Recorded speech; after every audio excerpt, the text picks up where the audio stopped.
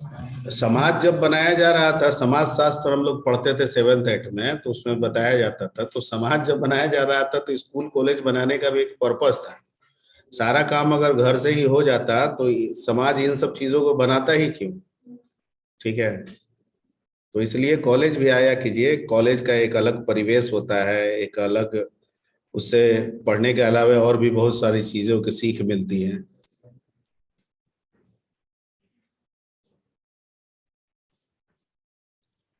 खैर एनीवे, हम लोग स्टार्ट करते हैं।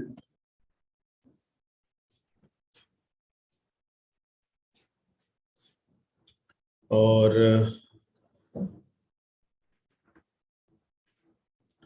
ऑपरेटर में तो हम लोग कर ही लिए हैं सब, तकरीबन सब चीज हो गया है। आगे बढ़ते हैं। हाँ, और तो कुछ छूटा नहीं इसमें, कुछ भी नहीं छूटा, कुछ भी नहीं छूटा, कुछ भी नहीं छूटा। हाँ, वो थोड़ा सा डिस्कस ये कर रहे थे, एसोसिएटिव को लेके कर रहे थे। तो जैसे उसके लिए, जिसमें हमारा जो टर्नरी, आपका जो बिटवाइज है, जो टर्नरी है और जो असाइनमेंट है, ये राइट टू लेफ्ट होता है। और बाकी जितने भी होते हैं वो सब लेफ्ट टू राइट एसोसिएटिविटी होती है।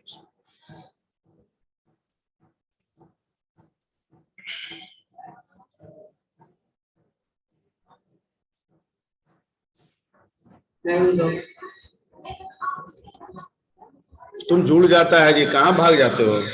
सर नीचे क्या कर रहे थे? सर क्लास नहीं होता है, सिर्फ शिक्षक के पास होता है।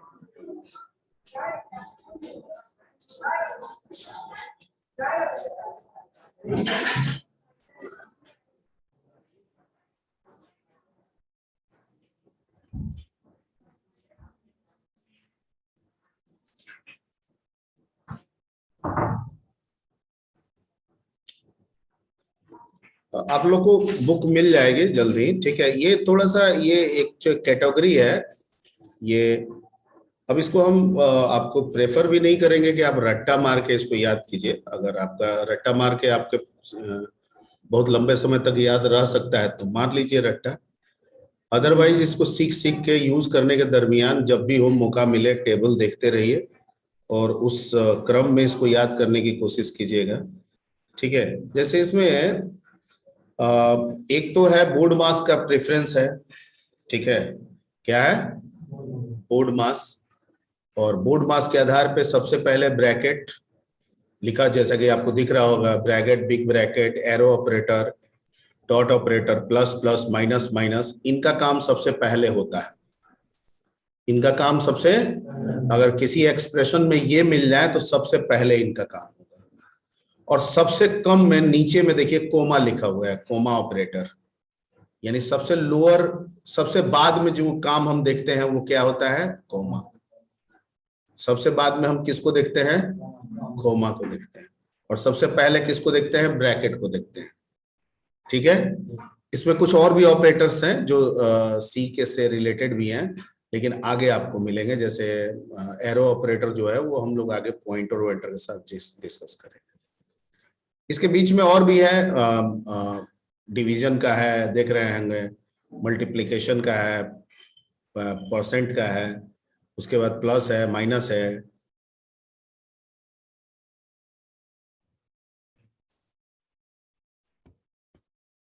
ठीक है। तो ये एक टेबल है जो आपको बुक मिलेगी, उस बुक में भी होगा, अदरवाइज आप कहीं से भी इसको लिख के नोट कर सकते हैं। ठीक है। ये समझने वाला चीज है, ध्यान में रखने वाला भी चीज है। अब ध्यान में रखने के दो मैटर हो सकते हैं। अगर आप याद कर सकते हैं तो याद कर लीजिए, बहुत बड़ा भी नहीं है कि याद ना हो सके। लेकिन ऐसा है कि रट्टा जो है, मेरा ऐसा एक्सपीरियंस कहता है कि कम दिन तक रहता है। लेकिन अगर आप में लगता है कि रट्टा मार के हम बहुत दिन तक इसको होल्ड कर सकते हैं तो कर लीजिए, जैसे भी हो। अदरवाइज सीखने के क्रम में हम लोग इसको डिस्कस करते हुए चलेंगे। ठीक है। जरूरत पड़ने पे बार बार टेबल हम लोग जरूर देखेंगे और आपको भी देखते रहना चाहिए। इसमें ये सारी की बोर्ड मास के अनुसार इसका नंबरिंग किया हुआ है, जिसमें टॉप पे ब्रैकेट को रखा गया है। बोर्ड मास समझ रहे हैं? ठीक है, ये स्कूलिंग वाला चीज है, ठीक है। और सबसे लोअर में किसका रखा गया है, यानी एक्सप्रेशन में सबसे पहले हम ब्रैकेट का काम करेंगे और सबसे अंत में कॉमा का काम करेंगे। इसी सीक्वेंस में है कि ब्रैकेट के बाद अगर प्लस माइनस ये सब टिल्ड साइन एक्सक्लेमेशन मार्क रहे, नॉट ऑपरेटर, प्लस प्लस, तो इसका काम हम करेंगे। उसके बाद डिवाइड मल्टीप्लाई का काम करेंगे। कहाँ थे आप लोग? अच्छा अच्छा। होनहार बिरवान के हो चिकने पार।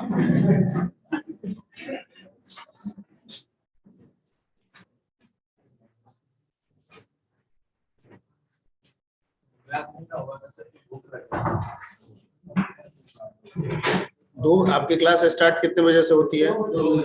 तो 2 बजे के पहले तो ऑलरेडी खा के आ सकते हैं। खाना नहीं, कहाँ नहीं बना था,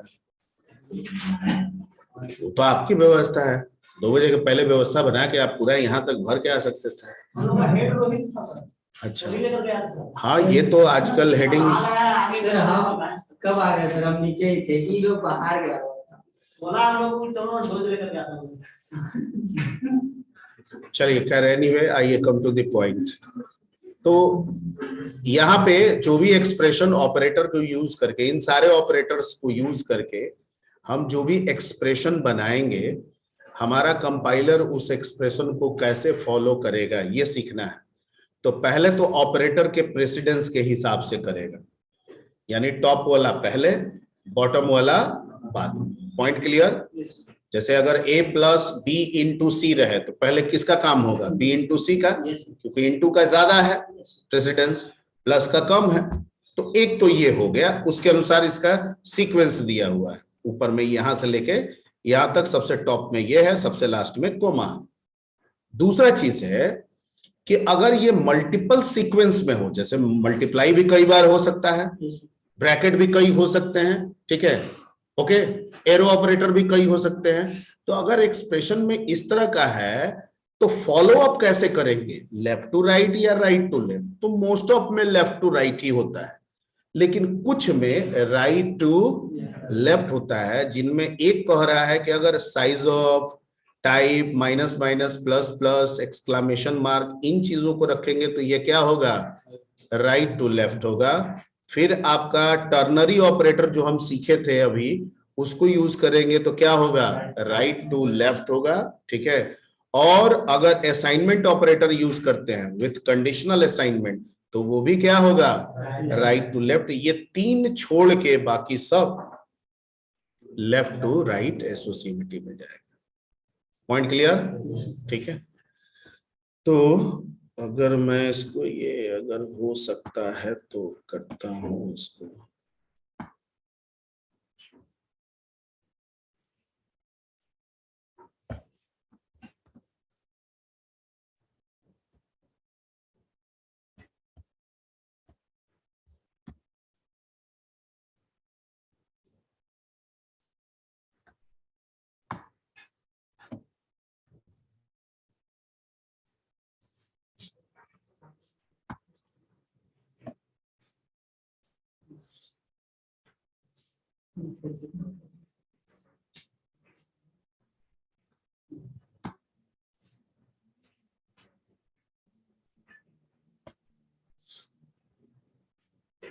ठीक है, तो ये एसोसिएटिव रूल हो गया, ठीक है। एसोसिएटिव लॉ हमको क्या बताता है कि एक्सप्रेशन को सॉल्व कैसे करेंगे, ठीक है, और एक्सप्रेशन को फॉलो कैसे करेंगे।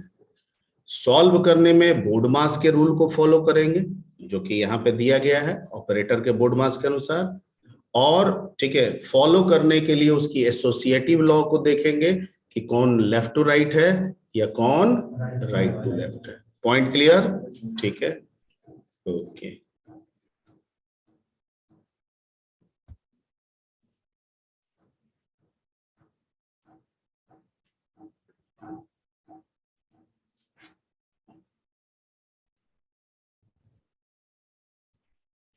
चलिए अब इसके आगे हम लोग बढ़ते हैं, और अब हम लोग आज जो स्टार्ट किए थे इनपुट आउटपुट फंक्शंस में, वहां से शुरू करते हैं हम लोग, ठीक है, ओके।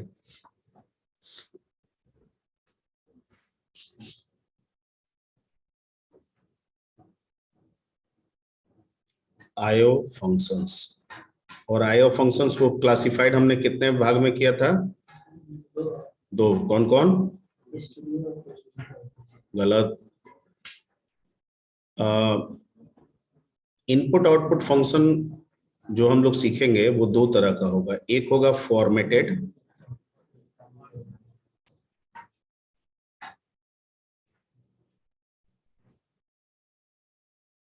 और दूसरा होगा अनफॉर्मेटेड।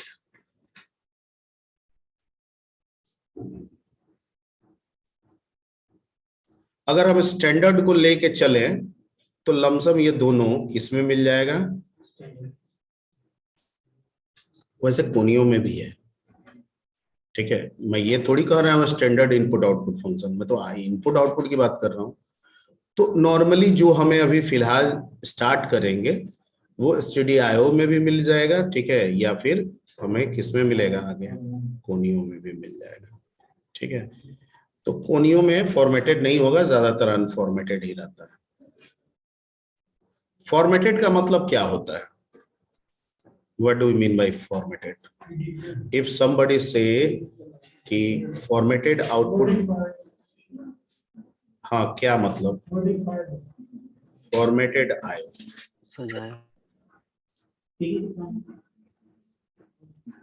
नहीं, प्री डिफाइंड तो सब है। अब तो हम जब इसका नाम लिए तो सब इसमें तो प्री डिफाइंड ही होगा।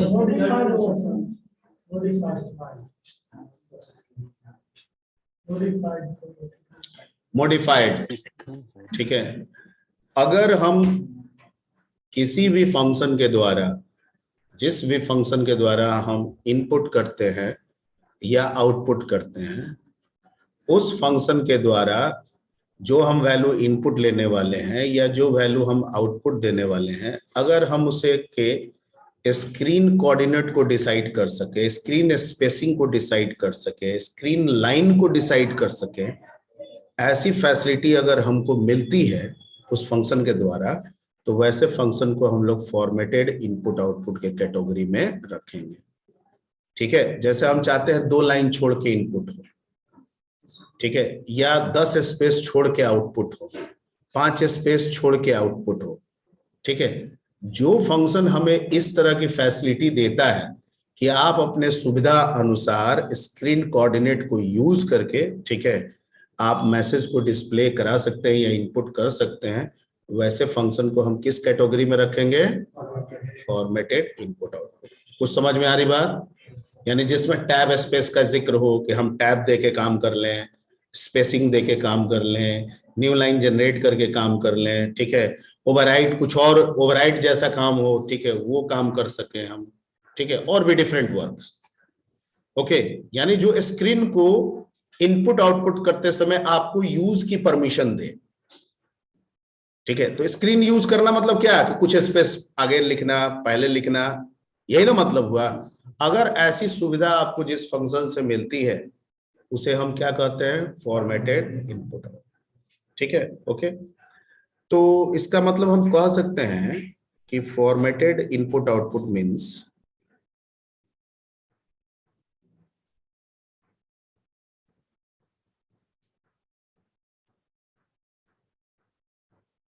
we can use the screen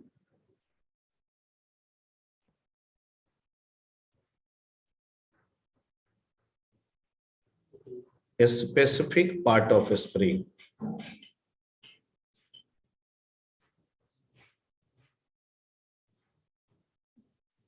for input या क्या? आउटपुट, ठीक है। इट मीन्स, थोड़ा सा एलोबरेट और कर देते हैं, it means we can specify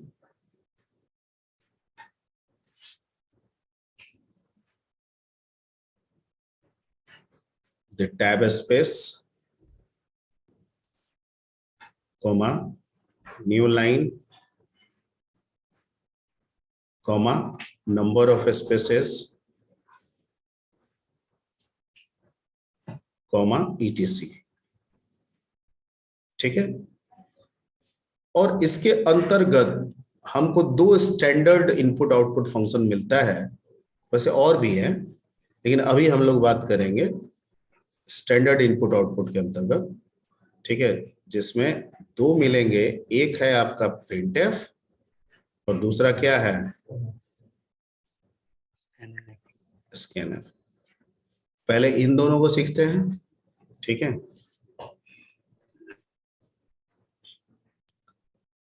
तो शुरुआत हम लोग करते हैं किससे, प्रिंटफ फंक्शन से। तो सब कैपिटल लेटर में लिखना है कि स्मॉल लेटर में लिखना है? ये कहता है कि दिस फंक्शन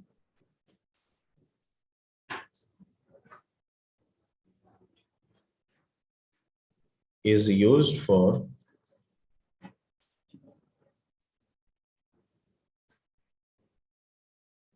displaying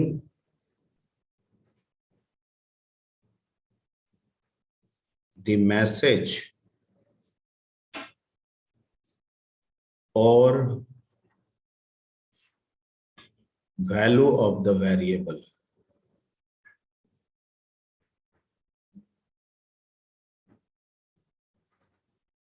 कहां पे, ठीक है, ऑन स्क्रीन। क्लियर, ठीक, okay. It returns,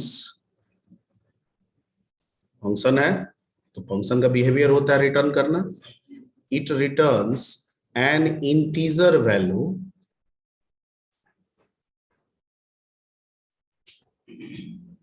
which is, जो है, which is the length of the message, जो क्या होता है, जो मैसेज ये प्रिंट कर रहा है उसका क्या होता है, लेंथ होता है। क्लियर, ठीक है। इसका जो सिंटेक्स है,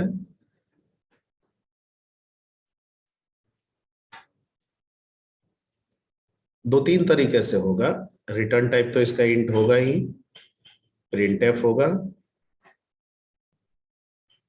और सिंपल अगर मैसेज आपको देना है तो डबल कोट के अंदर दे दीजिए। पहला ये तरीका हो गया आपका, ठीक है।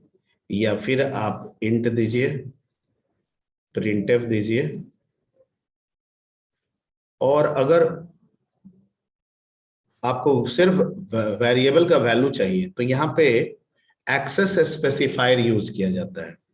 उसको डेटा एक्सेस स्पेसिफायर भी कहा जाता है, ठीक है। तो मैं यहाँ पे लिख रहा हूं एक्सेस स्पेसिफायर्स। अब वो क्या होता है मैं यहाँ पे गाइड कर रहा हूं, ठीक है। और कोमा देके जिन जिन वेरिएबल को आपको प्रिंट करना है वो वेरिएबल। क्लियर, ठीक है। अब सवाल उठता है कि एक्सेस स्पेसिफायर क्या होता है यहाँ पे, ठीक है। हर एक एक्सेस स्पेसिफायर उस वेरिएबल के डेटा टाइप पे डिपेंडेंट होता है। कहता है कि जिस वेरिएबल को आप यूज कर रहे हैं उसका जो भी टाइप होगा उसी के अकॉर्डिंग आपको स्पेसिफायर्स देने होंगे। स्पेसिफायर्स होगा तो ही उसके वैल्यू को एक्सेस किए जाएंगे, नहीं होगा तो उसके वैल्यू को एक्सेस नहीं किया जाएगा। पॉइंट क्लियर, ठीक है, ठीक। अगर दो स्पेसिफायर दे दिए, वेरिएबल एक है, तो वो एक ही वेरिएबल को दोनों स्पेसिफायर एक्सेस करना शुरू कर देगा। इसलिए जितने वेरिएबल्स उतने क्या होने चाहिए, स्पेसिफायर्स होने चाहिए। अब इसमें जो आपका परसेंट डी स्पेसिफायर है वो इंटीजर के लिए है। अगर वेरिएबल किस टाइप का है, ठीक, percent L D,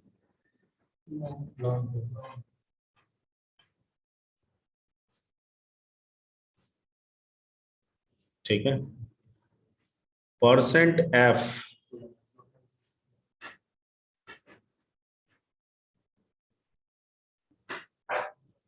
percent L F,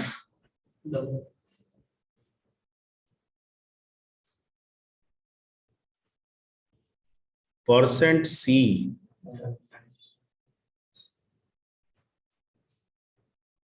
%s C में स्ट्रिंग डाटा टाइप होता है, string is data type in C, yes या नो? ठीक।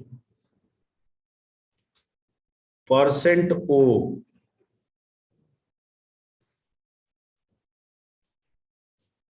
%x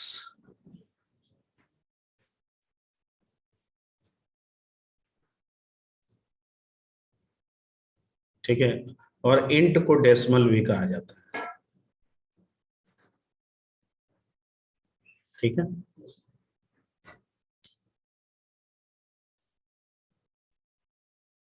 okay. अब जैसे डेसिमल रिप्रेजेंटेशन तो नॉर्मली अगर कांस्टेंट डेसिमल की बात की जाए, जैसे अगर हम लिख दें 128, तो ये किस तरह का कांस्टेंट है? Decimal constant, everybody? ठीक है, लेकिन अगर हम लिख दें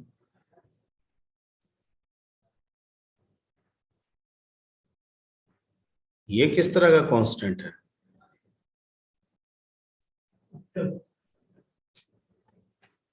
ठीक है, और अगर हम लिख दें, सिंगल कोट नहीं होगा, डायरेक्ट ही होगा,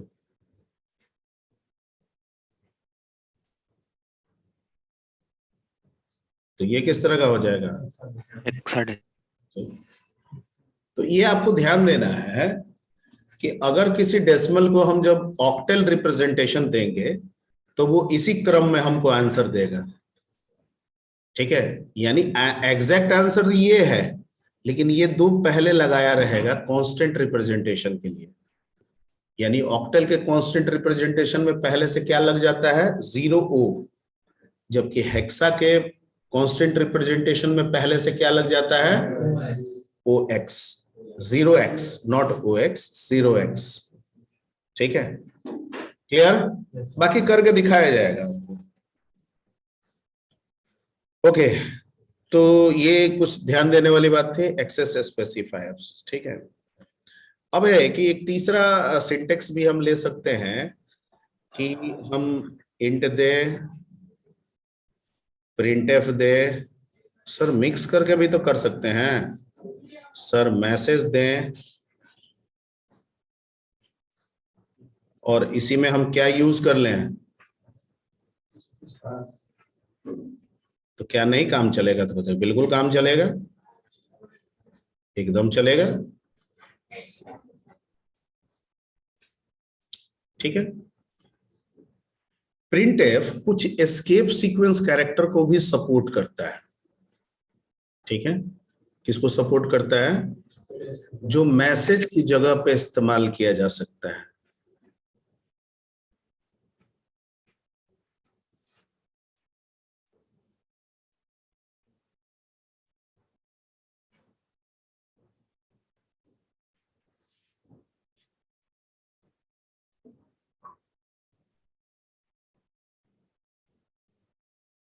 ठीक है, these are special character, a special character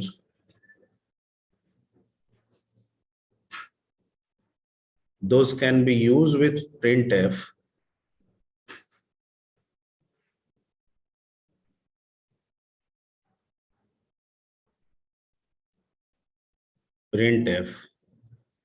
ठीक है, for special purposes, for special. ठीक है, वो पर्पस समझना होगा, बहुत सारे होते हैं। और अब एक चीज और भी है कि हो सकता है मैं कुछ बताऊं, ये वेंडर टू वेंडर यानी जो आईडी आप यूज करते हैं, कुछ सपोर्टेड हो भी सकता है, कुछ सपोर्टेड ना भी हो सकता है। उसका एक रीजन जो बनता है कि हो सकता है कुछ एस्केप सीक्वेंस कैरेक्टर डॉस के लिए डिजाइन किए गए हैं, that is not valid in window. तो हो सकता है कि आप हम बता दें कि डॉस के मुताबिक इसमें घंटी बजेगी और आप कान लगाए खड़े हुए हैं, घंटी कब बजेगा, बज ही नहीं रहा।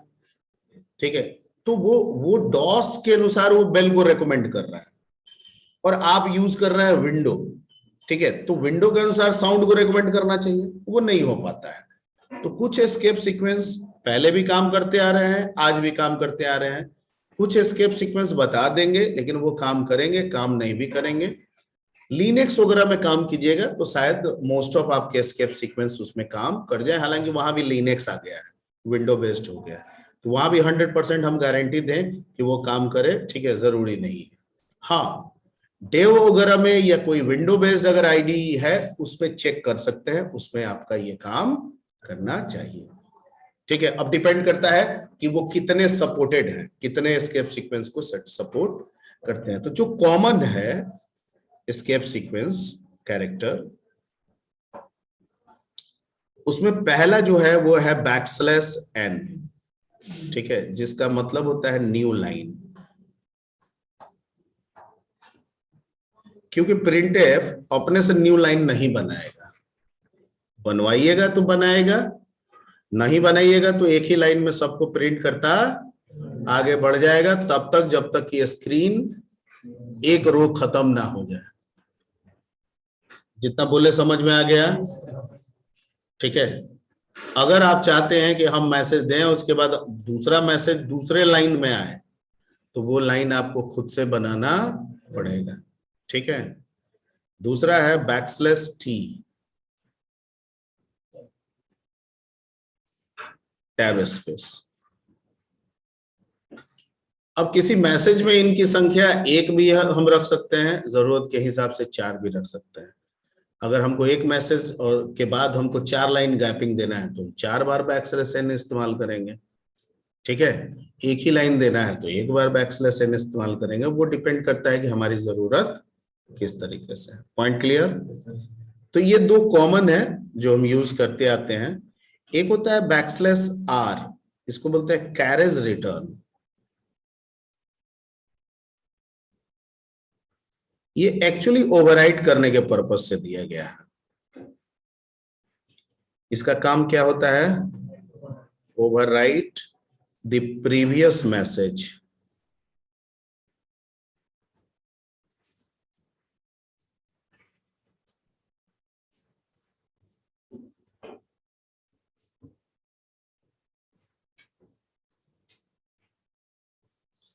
तो अब ओवरराइट का मतलब पुराना वाला मत समझिए हटा देता है और इसको वो ऐसा नहीं है।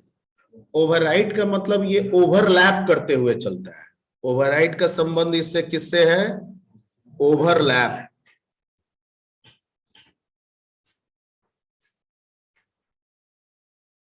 ठीक है, पीई होगा ना जी। Overlap, overlap do you know overlap?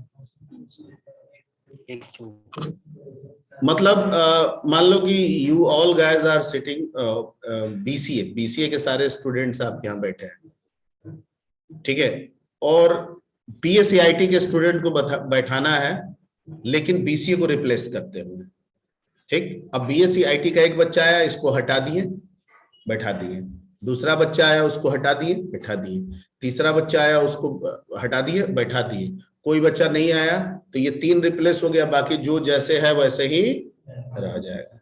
ठीक है, मतलब अगर पिछला वाला मैटर ज्यादा है और ओवरराइड करने वाला मैटर छोटा है तो जितना है उतना करेगा, बाकी सेम रह जाएगा। दोनों इक्वल है तब तो नो प्रॉब्लम, पूरा का पूरा हो जाएगा। और रिप्लेस करने वाला अगर बड़ा है तब भी पूरा पिछला वाला पूरा हट जाएगा और नया वाला पूरा चला जाएगा। ये सब प्रैक्टिकली दिखाने वाला चीज है, मैं दिखा दूंगा इसको। क्लियर? मतलब समझ में आ गया? ठीक है, नॉर्मली हम ये बात इसलिए बता रहे हैं कि नॉर्मली हमारे दिमाग में चल जाता है पिछला हटा देगा, हेलो है और हाई से रिप्लेस कर रहे हैं। ठीक है, वो कैरेज रिटर्न कर रहे हैं तो वो क्या करेगा कि हेलो हटा देगा, वहां पे क्या रख देगा? हाई रख देगा। ऐसा नहीं है, हेलो को रिप्लेस करना है हाई से। हेलो में 5 कैरेक्टर है, हाई में 3 कैरेक्टर है, तो वो उसके जो शुरू के 3 कैरेक्टर होंगे वही हटेंगे, वहां पे हाई जाएगा, बाकी 2 कैरेक्टर एज इट इज रह जाएगा। तो अगर उस तरह की कुछ जरूरत है तो हम इस कैरेज रिटर्न का यहाँ पे इस्तेमाल कर सकते हैं। एक बैकस्लैश ए भी आता है, ठीक है, फॉर बेल के लिए, कि अगर मैसेज के पहले लगा हुआ है तो पहले बीप होगा फिर मैसेज प्रिंट होगा। बहुत जगह होता है, ठीक है, आप बहुत सारा काम एटीएम वगैरह में करते हैं तो बीपिंग होता है, ठीक है ना। तो अगर आप चाहते हैं कि बेल बज के मैसेज प्रिंट हो, ठीक है, तो आपको बैकस्लैश ए लगाना होगा। टर्बो में काम नहीं करता है, बहुत सारे इसमें R&D हम किए, करने की कोशिश की, मिलता नहीं है। आप भी देखिएगा, अगर कहीं हो जाए तो हमको बता दीजिएगा, ठीक है। टर्बो में नहीं काम करता है, बीपिंग नहीं होता है। अब उसका विंडो का लेके कुछ इश्यूज है। बहुत R&D हम कह दें कि इसमें दिन रात लगे रह गए, ऐसा भी नहीं है। कुछ टाइम दिए थे लेकिन हुआ नहीं था उतने टाइम देने के बावजूद भी, ठीक है, फिर हम दूसरे कंसर्न में चले गए। अगर आपको लगता है कि कोई उपाय मिल जाए तो जरूर इसमें बताइएगा। प्राइमरी तौर पे बैकस्लैश ए टर्बो में काम नहीं करेगा। डेव के बारे में जानकारी नहीं है, कोड ब्लॉक के बारे में जानकारी नहीं है, वो आप चेक करके हमको बता दीजिएगा। क्लियर? तो ये कुछ एस्केप सीक्वेंस कैरेक्टर्स हैं जिनका हम इस्तेमाल करते हैं, ठीक है। अब इनको यूज करके अगर हम कुछ एग्जांपल्स लेके आगे बढ़े, एग्जांपल्स आपको रन मोड में दिखाएं या ऐसे ही? Run mode. तो नोट करना आपकी जिम्मेवारी। Okay sir. ठीक,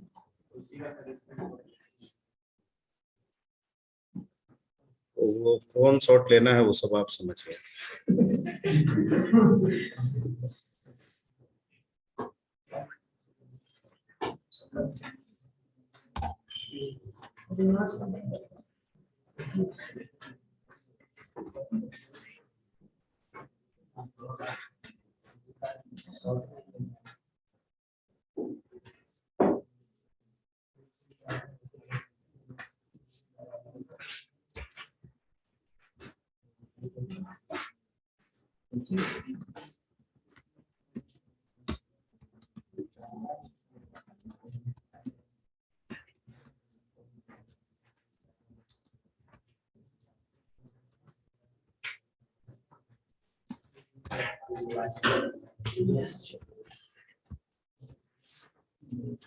ठीक है, यहीं पे हमको यूज करना है प्रिंट एफ।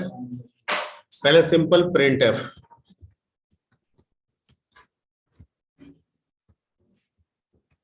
ठीक, एक लाइन, कुछ नहीं, एक लाइन,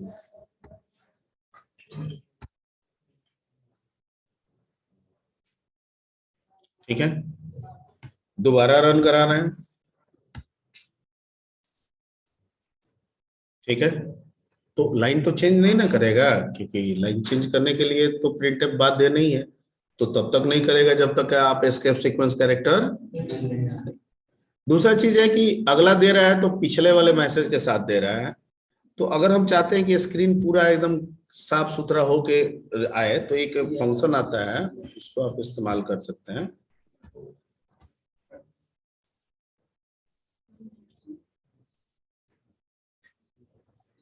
क्लियर? डाउट? ठीक, ओके। अगर हम 2 लाइन का मैसेज देना चाहते हैं,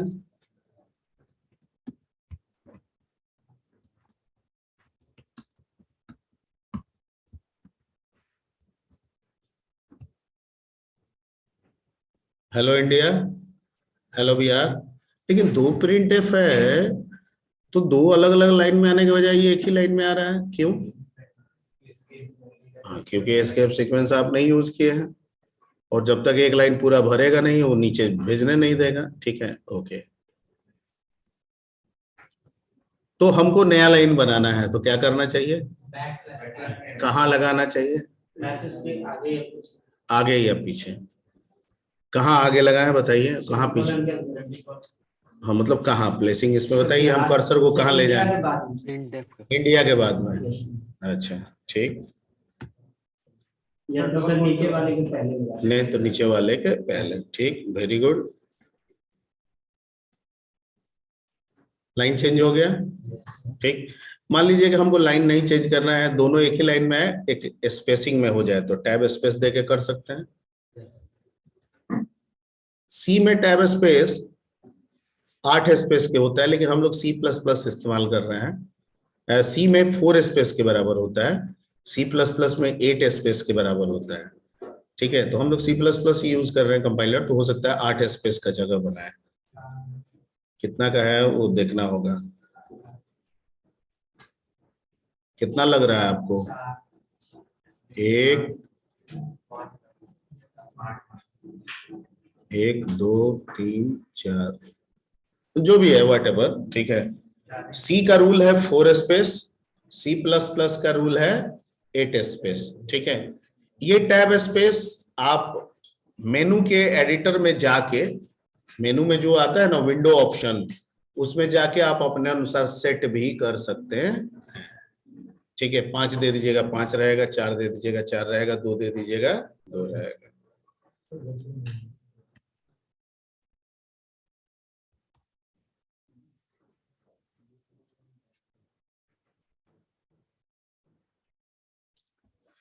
चलिए, यहां तक कोई दिक्कत नहीं है? कोई दिक्कत? नो दिक्कत। अच्छा, ये जो 2 लाइन में किए हैं सर, अगर हम इसे एक ही लाइन में रख देते हैं तो क्या होता है? कमेंट बनाने का तरीका क्या होता है? डबल स्लैश से सिंगल लाइन कमेंट, ठीक है। डबल स्लैश से सिंगल लाइन कमेंट,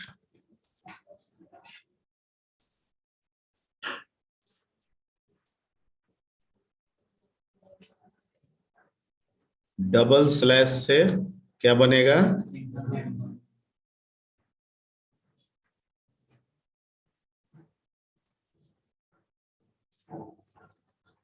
कमेंट क्या होता है? वो स्टेटमेंट होता है जिसको कंपाइलर फॉलो नहीं करता है। और मल्टी लाइन के लिए स्लैश स्टार फिर स्टार स्लैश, ये हो गया आपका किसके लिए?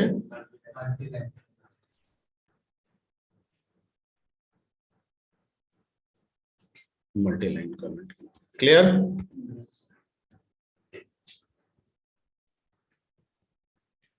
ठीक है, अब थोड़ा सा ये लगा ले, नहीं तो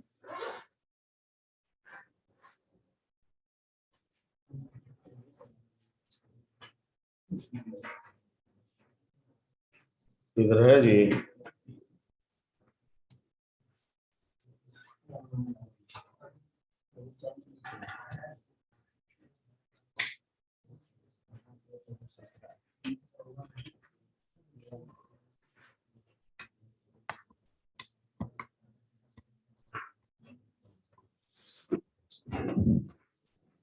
ओके, हमको इसको सिंगल लाइन में करना है, कोई दिक्कत नहीं है सर, यहीं पे लिख देंगे क्या? हेलो भैया, यहाँ पे बैकस्लैश एन देंगे तो अलग अलग लाइन में हो जाएगा।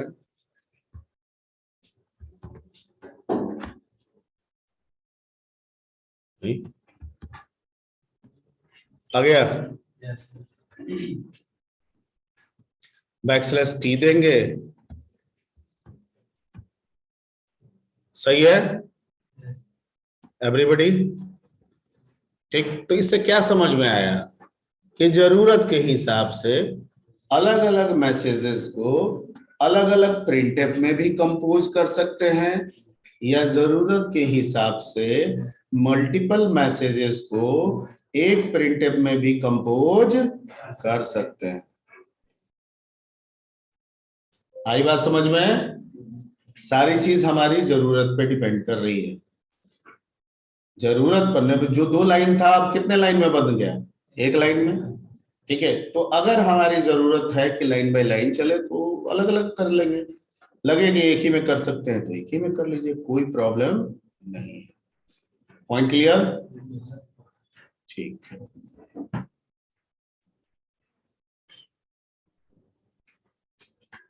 ओके। चलिए, इससे आगे हम लोग बढ़ते हैं। एक सिखा देते हैं आपको, बैकस्लैश एन बैकस्लैश टी तो सिखाई दिए, मान लीजिए कि यहाँ पे हम हेलो इंडिया देते हैं, ये हटा देते हैं, और है इंडिया भी हटा देते हैं, सिर्फ हेलो रहने देते हैं, और इसको हम हटा देते हैं यहाँ पे, और यहाँ पे बैकस्लैश आर लगा देते हैं, और यहाँ पे हेलो के बजाय हम बाय दे देते हैं। तो बैकस्लैश आर क्या कहता है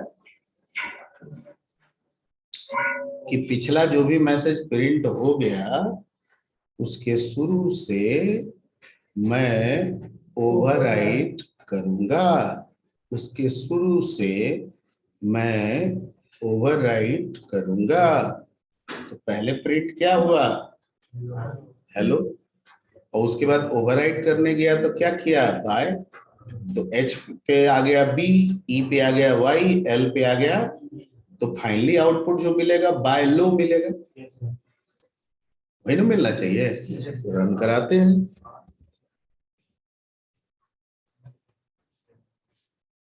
कर्सर को देखिए कहाँ पे रखे हुए हैं, एल पे रखे हुए हैं, मतलब 3 को रिप्लेस किया, ओवरलैप किया, ठीक है। उसके बाद उसको मिला नहीं मैसेज तो वहीं पे छोड़ दिया उसको। क्लियर। तो अगर आपको पिछले मैसेज से, ठीक है, कभी कभार इस तरह की जरूरत पड़ती है, इसलिए ये सुविधा दी गई है।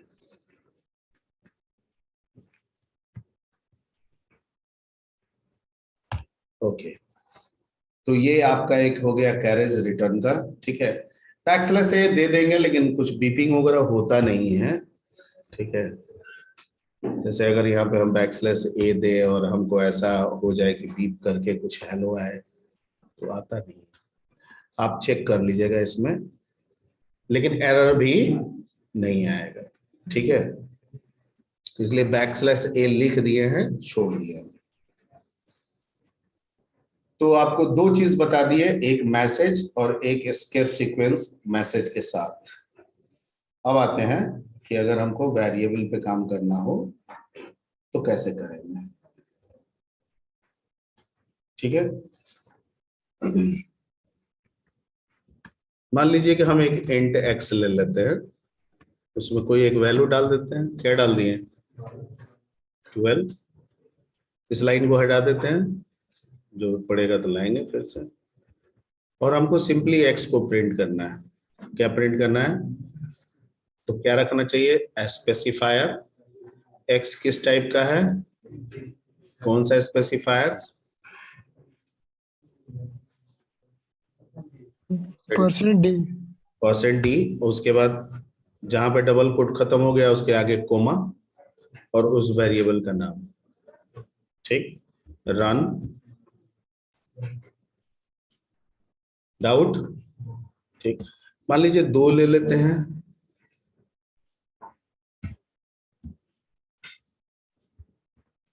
ठीक है, और सर दोनों को करना है तो नियमतः तो 2 होना चाहिए, पहला x के लिए, दूसरा y के लिए, ठीक है। ठीक है या ठीक नहीं है, ठीक है, ओके। दोनों के बीच में स्पेस नहीं आ रहा है, अगर हम यहाँ स्पेस देंगे तो दोनों के बीच में क्या आएगा, तो अभी हम रन करा रहे हैं तो 12 और 13 सटा हुआ आ रहा है। क्यों आ रहा है, क्योंकि %d सटा हुआ है। हमको अगर स्पेस चाहिए तो यहाँ एक स्पेस दे देंगे, अब रन कराएंगे तो दोनों क्या हो जाएगा, एक स्पेस के साथ आएगा, ठीक है। मान लीजिए कि हम यहाँ पे एक स्पेस के बजाय _t दे दिए तो दोनों टैब स्पेस पे आएगा, ठीक है, ओके। मान लीजिए कि नहीं सर हमको अलग अलग लाइन में चाहिए, तो क्या दे दिए, तो 12 ऊपर में आएगा, 13 नीचे में आएगा, ठीक है। नहीं सर 12 13 के बीच में एक और लाइन चाहिए गैप खाली, तो एक और बैकस्लैश n लगा देंगे। आ रहा है समझ में, ओके। तो ये क्लियर हो गया, ठीक। नोट कर लिए हैं? वो सब आपकी जिम्मेवारी है, रोकना ना रोकना ये सब आप समझिए। नहीं हुआ ये कहिएगा तो फिर तो मेरा दिमाग लहर जाएगा। हो गया। ओके, अब आ जाते हैं फिर से हटा के सब पुराने अवस्था में, एक स्पेस में। अगर मान लेते हैं कि यहाँ पे हम y देते ही नहीं और सिर्फ x रख देते हैं, तब क्या होता है?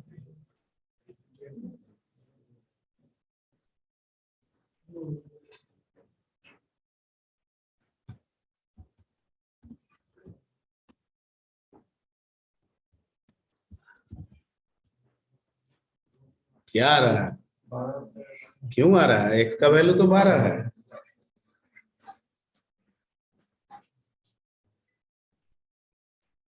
वैसे पिछला वाला तरीका ही वैलिड तरीका है। सी में मैंने शुरू में भी बताया था, बहुत सारे हिडन ट्रेजर्स हैं, छुपी हुई रहस्य।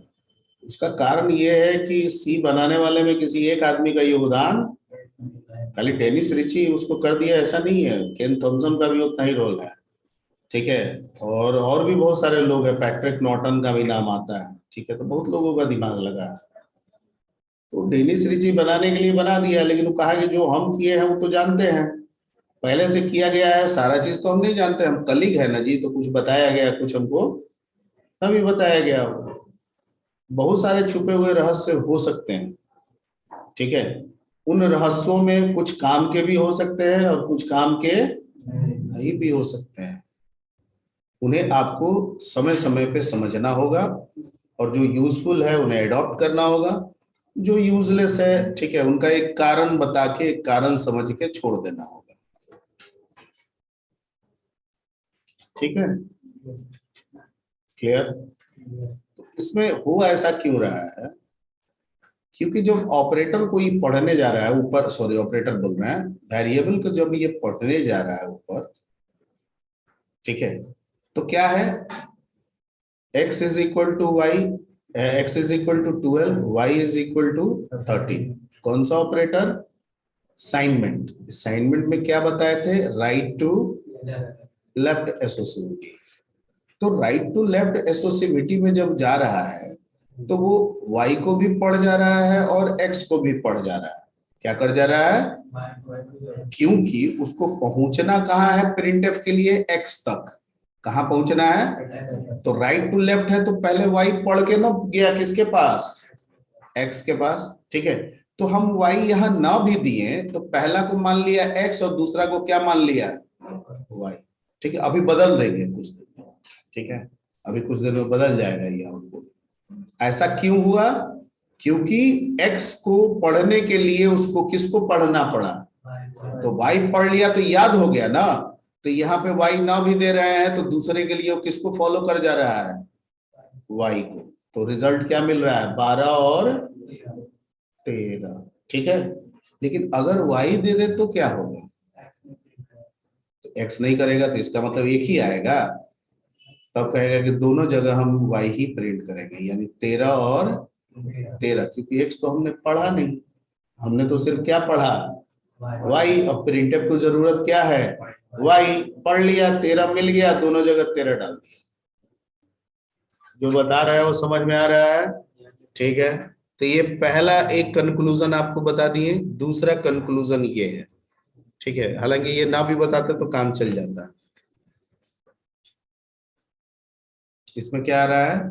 13 और 13, क्योंकि y की जरूरत है, y उसको राइट में शुरू में ही मिल गया, x तरफ जाने की जरूरत ही नहीं पड़ा, x छोड़ दिया, ठीक है। y के वैल्यू 2 बार दे दी।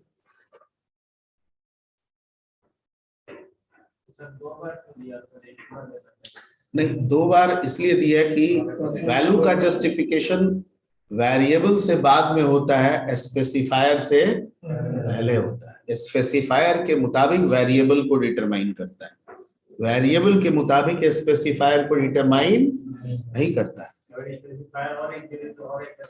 ऑब्वियसली बढ़ जाएगा, ठीक है। क्लियर? तो ये सब हिडन ट्रेजर्स है, जो कुछ था बता दिए, दिमाग में आ गया, ये आप लोग दिमाग के लगा के चलिएगा।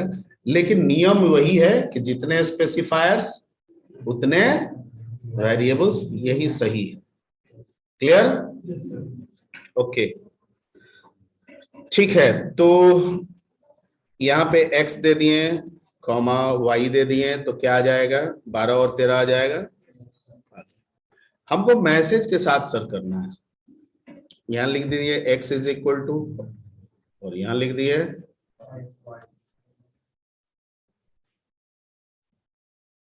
तो अब क्या होगा? x is equal to 12, y is equal to 13। Sir space नहीं है, तो स्पेस नहीं दिए हैं। अगर स्पेस दे देंगे तो स्पेस के साथ आएगा, टैब स्पेस दे देंगे तो टैब स्पेस के साथ आएगा, न्यू लाइन दे देंगे तो एवरीबॉडी ओके, ठीक है, क्लियर? ठीक।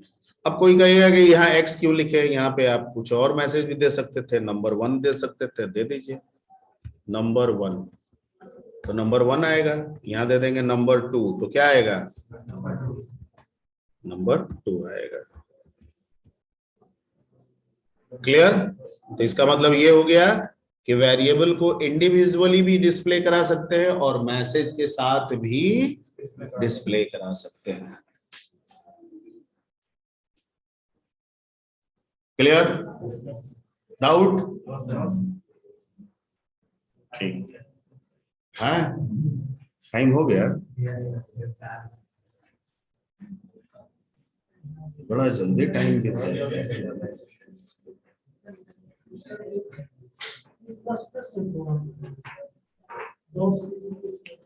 उसके बताए तो थे कि सीपीपी बड़ा भाई है, कहता है छोटा भाई को समझ जाएंगे, हेडर फाइल होना चाहिए। अगर हेडर फाइल विलुप्त कर देंगे तो एरर दे देंगे, नहीं समझे? बड़ा भाई कहता है कि अगर छोटा भाई अपने हेडर फाइल के साथ आएगा मैं समझ लूंगा, हाँ। लेकिन अगर हेडर फाइल के साथ नहीं आया तो मैं दे दूंगा एरर, हेडर फाइल को गायब करता हूं मैं।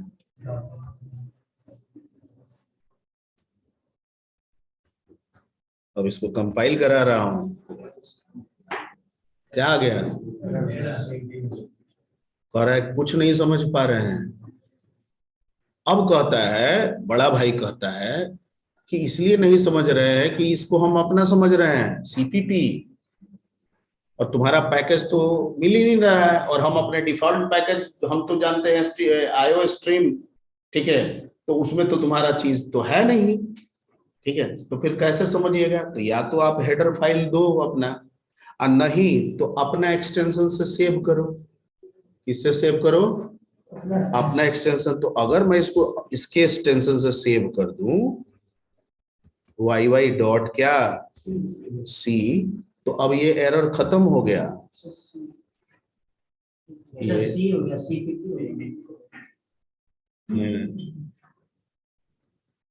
सी ही होगा, ठीक हो गया। सी के रूल में कहता है CLR SCR जो होगा ना हो जाएगा, इसका प्लेसिंग वेरिएबल डिक्लेरेशन के बाद होता है। हो गया, देखिए हो गया ना, वो CLR SCR वेरिएबल डिक्लेरेशन के पहले था, और सी का रूल है कि CLR SCR जब भी दे दें वेरिएबल डिक्लेरेशन के बाद दे। सीपीपी में ये इशू नहीं है, ये सी का इशू है, क्योंकि इसके पहले सीपीपी में रन कर रहा था ना, पहले ही था, ठीक है। तो ये थोड़ा सा एक चीज है जो आपको समझना होगा, बाकी आप सीपीपी से करें या सी से करें कोई फर्क नहीं। एवरीबॉडी ठीक है।